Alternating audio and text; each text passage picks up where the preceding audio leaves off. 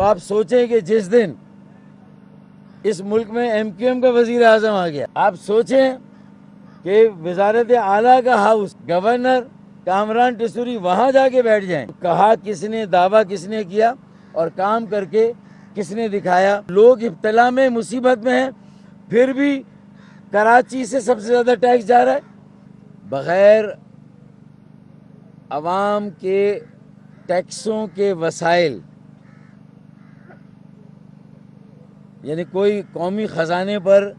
بوجھ ڈالے بغیر، کیونکہ گورنر ہاؤس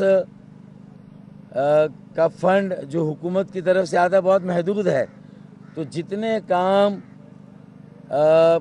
انسانیت کی خدمت کے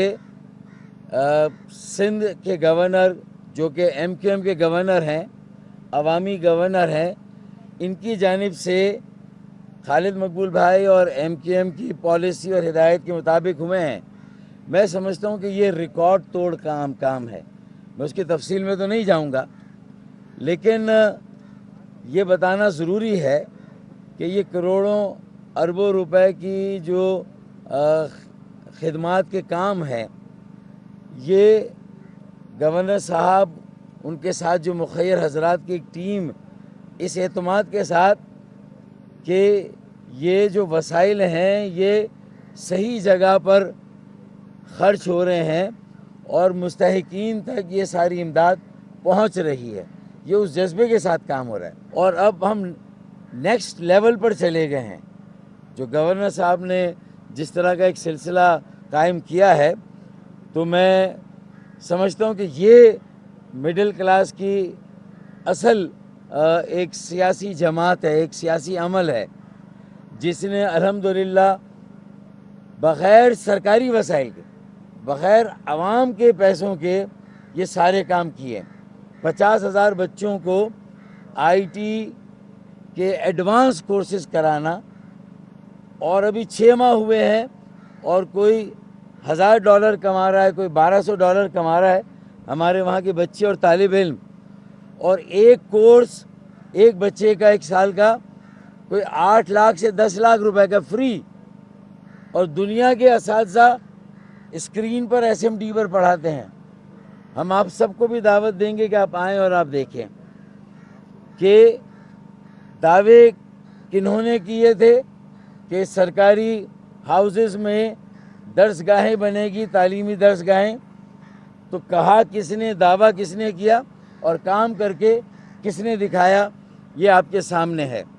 بتانا یہ ہے کہ بغیر سرکاری وسائل اور اختیارات کے اگر یہ کام MQM کر سکتی ہے، تو آپ سوچیں کہ جس دن اس ملک میں MQM کا وزیر اعظم آ گیا، آپ سوچیں کہ وزارت اعلیٰ کا ہاؤس، چیف منسٹر ہاؤس، اگر گورنر کامران ٹیسوری وہاں جا کے بیٹھ جائیں، یا انہی کی طرح کا MQM کا کوئی کارکن وہاں جا کر بیٹھ جائیں، تو بتائیے کہ پھر سرکاری وسائل سے ہم کیا نہیں کر سکتے۔ اس ملک کے مسائل حل ہو سکتے ہیں، غربت، بے روزگاری کا خاتمہ ہو سکتا ہے، گیس بجلی کی لوڈ شیڈنگ ختم ہو سکتی ہے، بجلی کے بلوں کو کم کیا جا سکتا ہے۔ پانی کے بحران، کراچی میں 20 روز سے پانی کا بحران چلا، کوہرام مچا ہوا ہے، اور وہاں صوبائی حکومت ہے کہ اس کے کان پہ جوں تک نہیں رہیں گی۔ تو لوگ ابتلا میں، مصیبت میں ہیں، پھر بھی کراچی سے سب سے زیادہ ٹیکس جا رہا ہے، اور کراچی سے سب سے زیادہ مخیر حضرات آج پارا چنار کے لیے بھی میں سمجھتا ہوں کہ یہ ایک بڑی کھیپ ہے جو امداد کی جا رہی ہے۔ اللہ تعالیٰ اسی طرح ہمارے دامن کو وسیع کرے، گورنر صاحب کی جو فراخ دلی ہے اور اہلیہ نے کراچی کی جو فراخ دلی ہے، یہ اسی طرح قائم کرے۔